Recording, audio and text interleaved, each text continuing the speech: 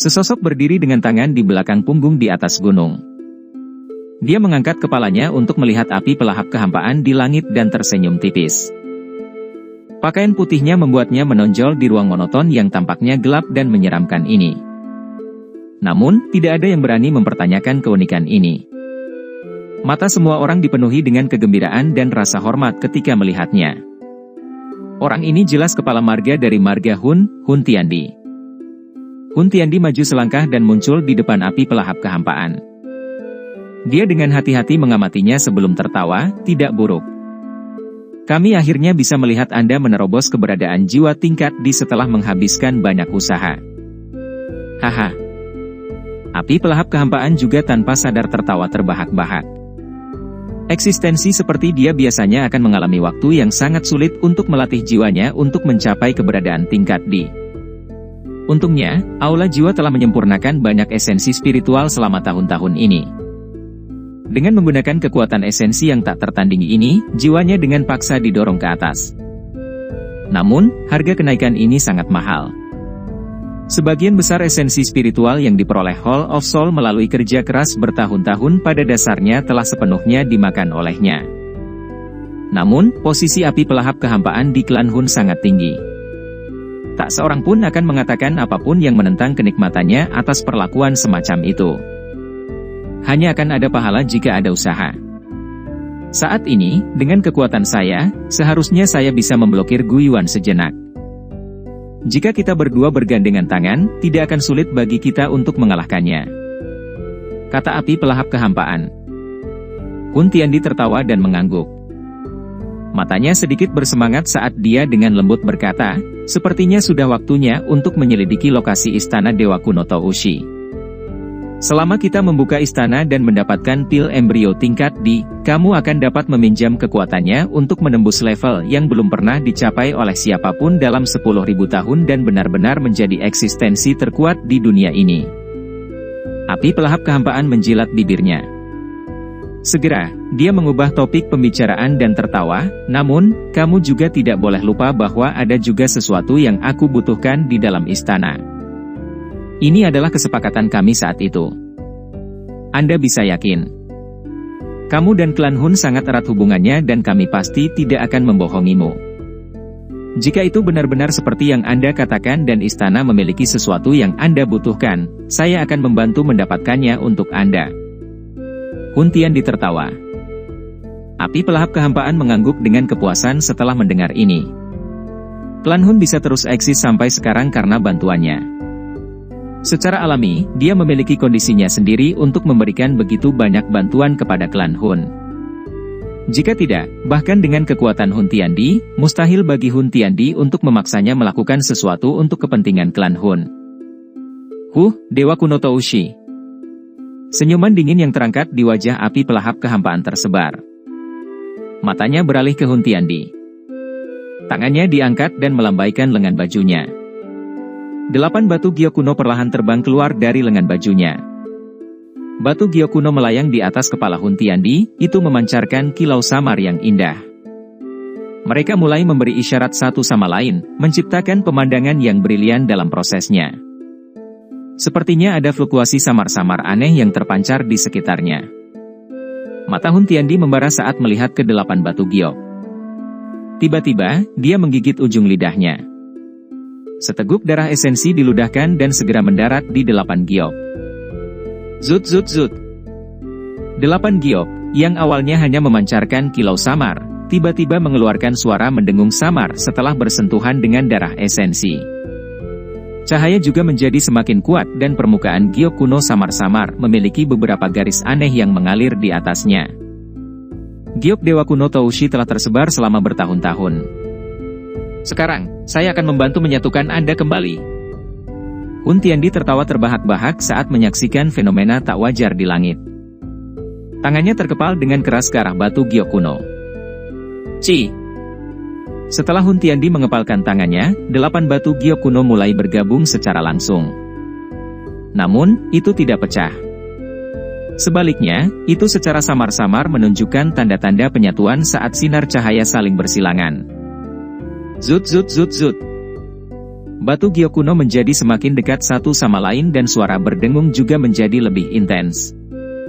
Orang bisa mendengar beberapa suara retak dan 8 potong batu giok kuno sebenarnya langsung ditempatkan bersama. Segera, cahaya dipancarkan dan batu giok kuno itu menyatu, yang bahkan lebih besar dari tangannya, muncul di langit. Setelah giok dewa kuno Toushi sepenuhnya ditempatkan bersama, aura kuno dan sunyi perlahan menyebar dari dalam giok kuno. Ada kabut cahaya samar naik dari dalam giok kuno sementara aura kuno menyebar. Segera, itu berubah menjadi sosok tua yang agak ilusi di atas batu giok kuno. Orang tua itu mengenakan jubah hitam. Rambutnya terdiri dari beberapa warna berbeda. Setiap warna tampak seolah-olah ada nyala api yang muncul darinya, memberinya penampilan yang sangat misterius. Wajahnya tampak sangat biasa.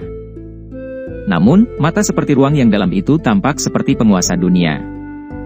Di bawah pengawasan mata itu, semua orang, bahkan seorang ahli seperti Hun Tiandi, merasakan jiwa mereka sedikit bergetar. Apakah dia dewa kuno yang legendaris itu?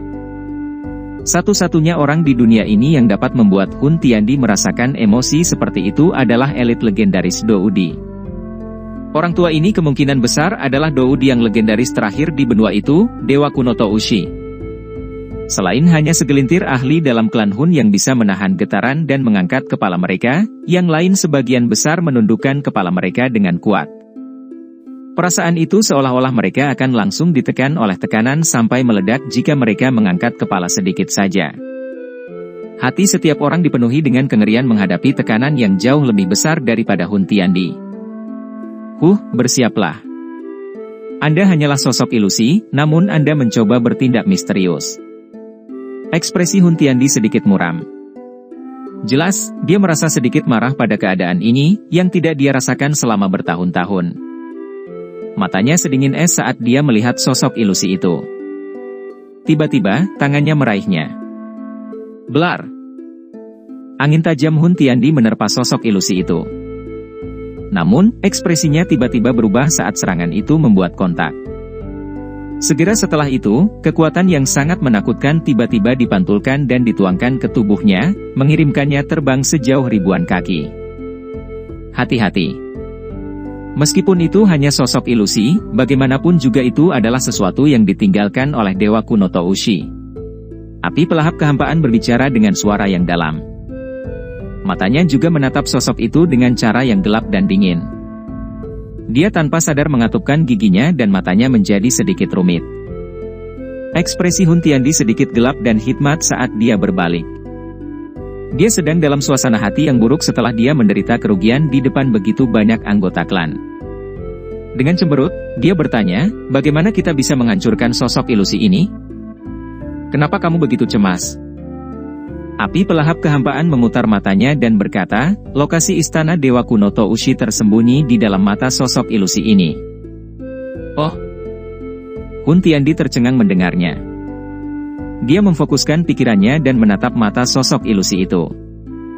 Sesaat kemudian, ekspresinya berangsur-angsur menjadi serius. Sepertinya dia memang bisa melihat beberapa gambar tapi tidak jelas. Sial, dewa kuno Toushi. Dia sebenarnya masih punya teknik seperti itu.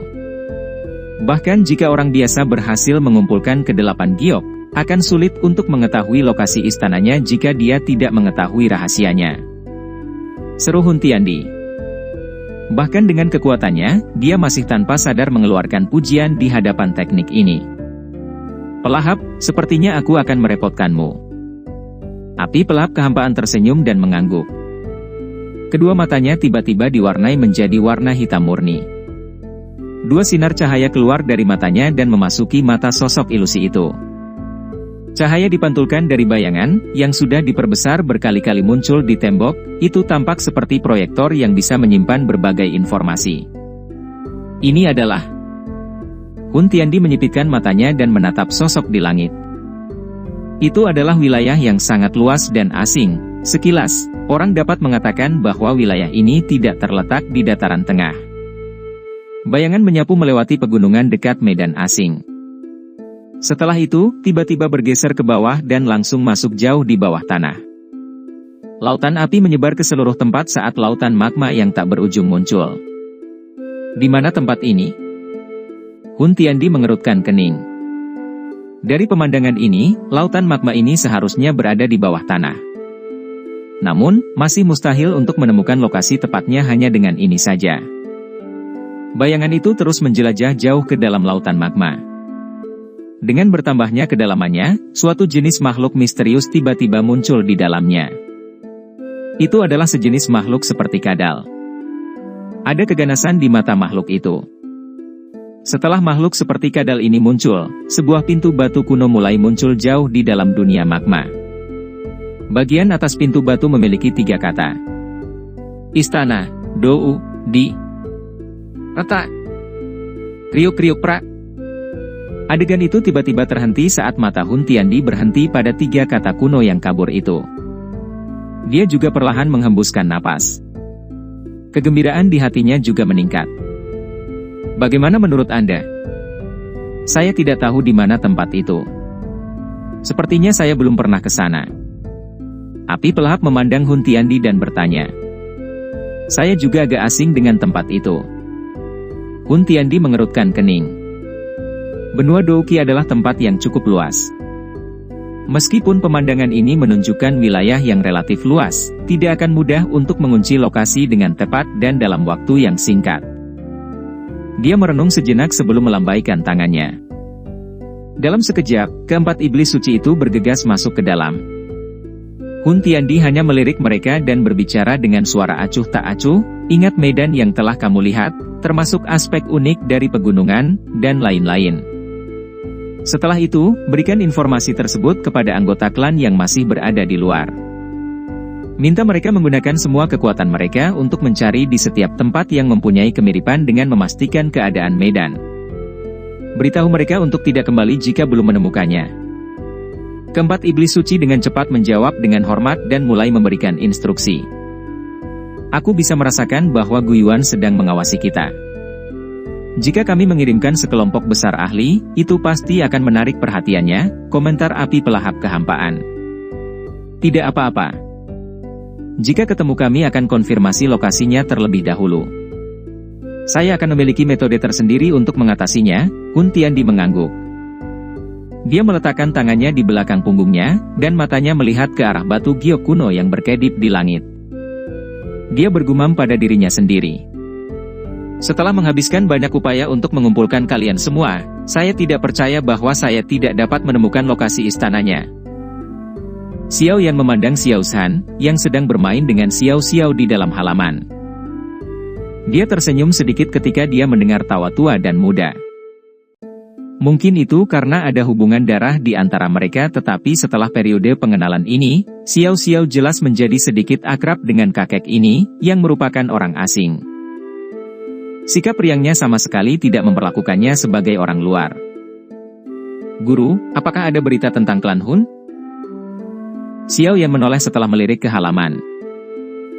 Dia memandang Yao Lao di bawah pavilion batu dan bertanya. Yao Lao memegang cangkir teh dan menyesapnya dengan lembut. Segera, dia mengerutkan kening dan menggelengkan kepala. Ayah telah memantau wilayah klan Hun selama periode waktu ini. Namun, tidak ada tanda-tanda sekelompok besar orang masuk dan keluar. Hampir tidak ada orang yang meninggalkan klan Hun sendirian. Kami juga telah sepenuhnya memotong anggota klan Hun yang muncul sendirian. Namun, kami tidak mendapatkan berita yang berguna, Sun Er di samping dengan lembut berkata. Xiao Yan juga mengerutkan alisnya dengan erat. Secara logis, klan Hun seharusnya tidak bertindak dengan cara yang begitu tenang. Mereka telah mencari giok dewa kuno Toushi selama ribuan tahun. Sekarang kita telah menemukannya setelah banyak kesulitan, bagaimana mungkin kita tidak terburu-buru dan membuka giok dewa kuno Toushi? Apa yang sebenarnya dilakukan orang-orang ini? Xiao Yan dengan lembut menghela nafas. Pada saat ini, menjadi cemas tidak akan membantu. Yang bisa mereka lakukan hanyalah menunggu klan Hun mengambil tindakan.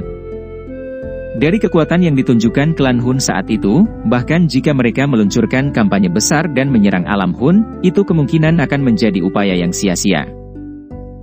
Apalagi, jika mereka disergap, pasukan aliansi pasti akan menderita kerugian besar. Terlepas dari apa situasinya, alam Hun telah dikelola oleh klan Hun selama bertahun-tahun yang tak terhitung jumlahnya. Dia tidak akan memiliki keuntungan bertempur di wilayah mereka. Ini adalah sesuatu yang tidak ingin dilihat Xiao Yan dan yang lainnya. Kita hanya bisa menunggu sekarang. Yao La meletakkan cangkir tehnya dan menghela nafas. Xiao Yan tersenyum pahit dan mengangguk. Mereka sekali lagi membahas beberapa hal sebelum Xiao Yan akhirnya mengangkat kepalanya. Dia melihat kedua sosok yang berjalan ke halaman dan tanpa sadar tersenyum saat dia berdiri dan menyambut mereka. Kakak pertama, kakak kedua. Salah satu dari dua sosok yang masuk memiliki langkah kaki yang agak kaku sementara yang lainnya memiliki langkah kaki yang kuat. Keduanya adalah Xiao Ding dan Xiao Li, yang telah bergegas dari wilayah barat laut beberapa waktu yang lalu. Luka di kaki Xiao Ding telah dirawat oleh Xiao Yan selama periode waktu ini. Alasan mengapa kakinya tidak bisa bergerak saat itu adalah karena racun dari klan Hun. Dengan kemampuan Xiao Yan saat ini, tidak akan sulit untuk mengubah kaki Xiao Ding, apalagi mengeluarkan racun. Alasan langkah kaki Xiao Ding yang kaku adalah karena dia tidak merasa terbiasa berjalan dengan kakinya. Duo Xiao Ding menyeringai setelah melihat Xiao Yan berjalan sambil tersenyum. Mereka melangkah maju dan meninju dada Xiao Yan. Ikatan yang dalam antara saudara laki-laki terungkap di mata mereka. Anak kecil, saat itu saya masih bertanya-tanya mengapa Anda sama sekali tidak peduli tentang aliansian.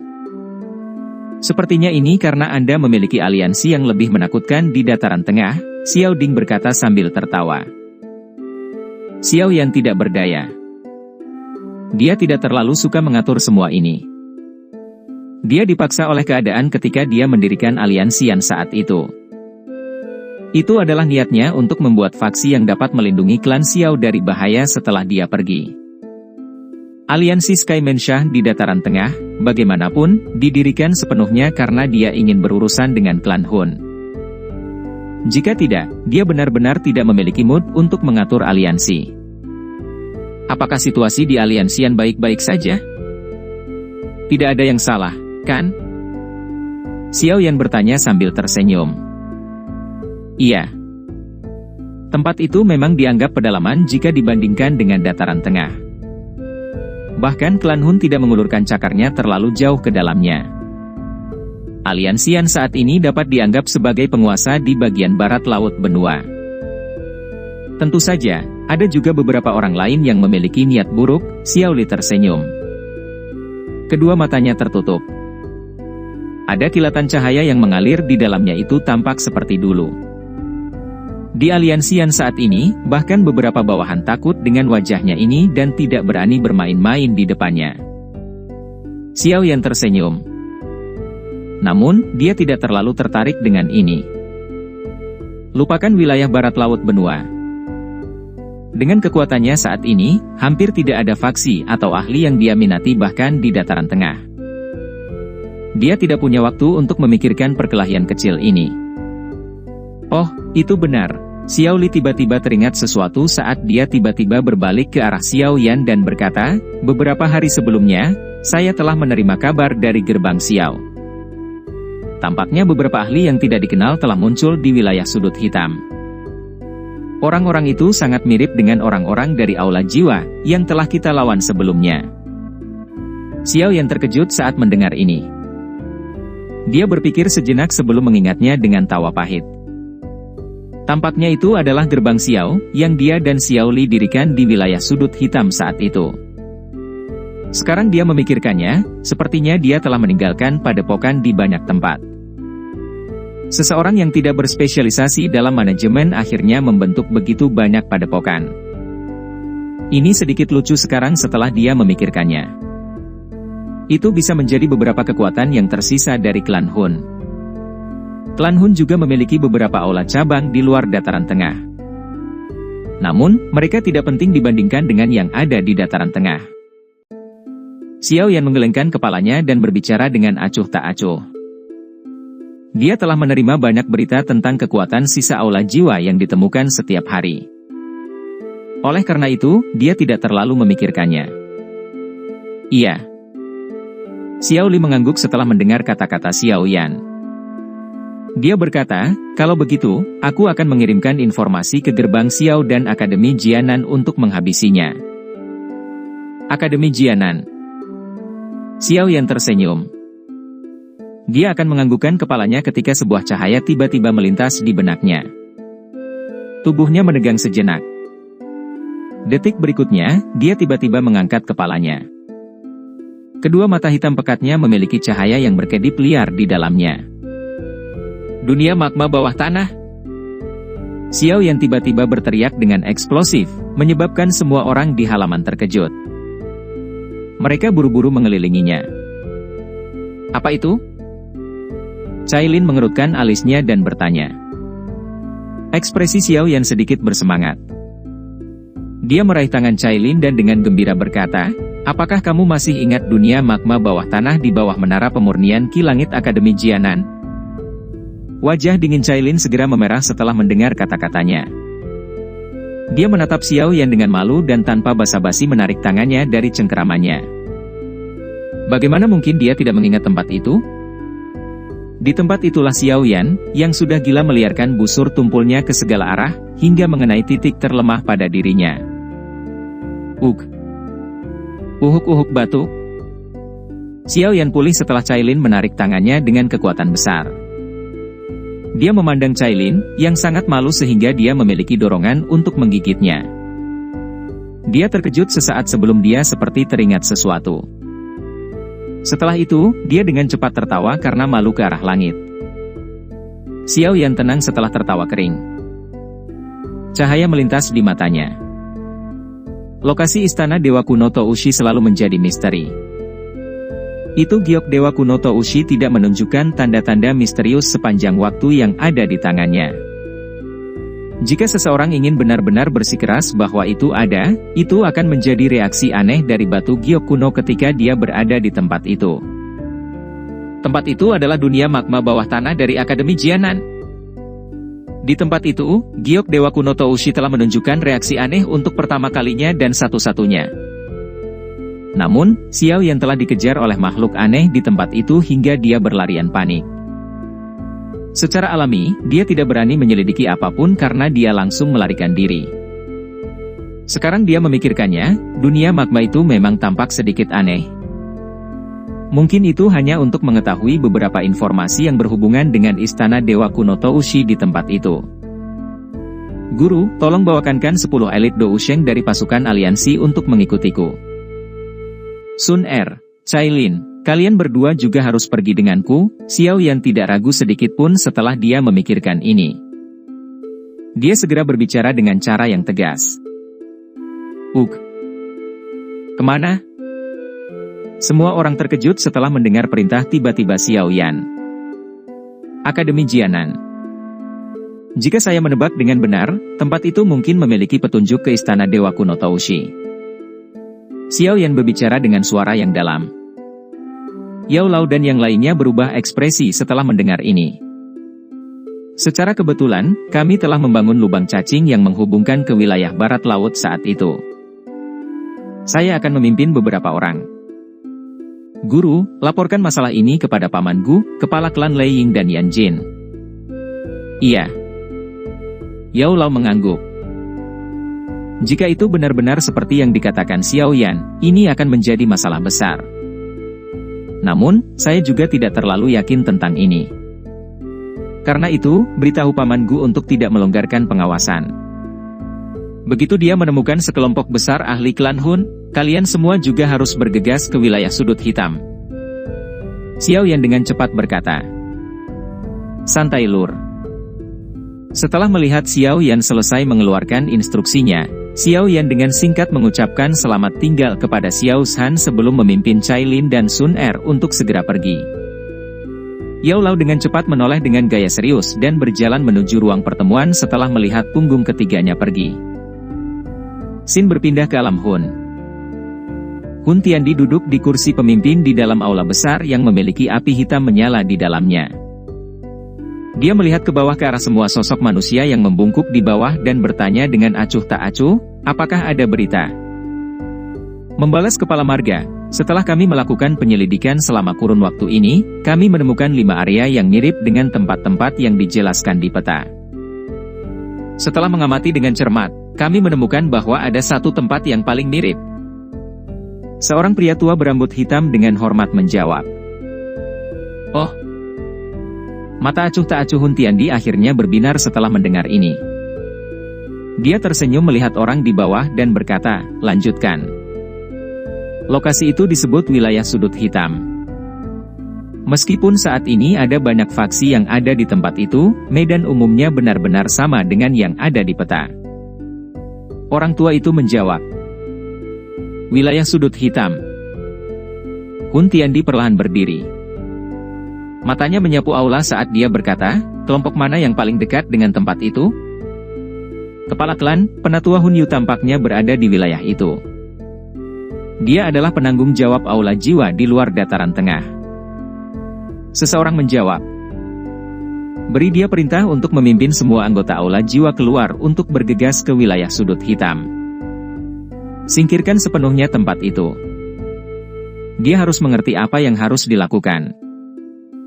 Hun Tiandi menjawab dengan suara lemah. Dimengerti. Orang tua berpakaian hitam di bawah segera menjawab dengan sikap hormat dan perlahan mundur. Hun Tiandi mengangkat kepalanya setelah melihat lelaki tua itu menghilang. Senyuman di sudut mulutnya melebar. Setelah itu berubah menjadi tawa keras yang bergema di aula. Aku akhirnya menemukanmu, Istana Dewa Kuno.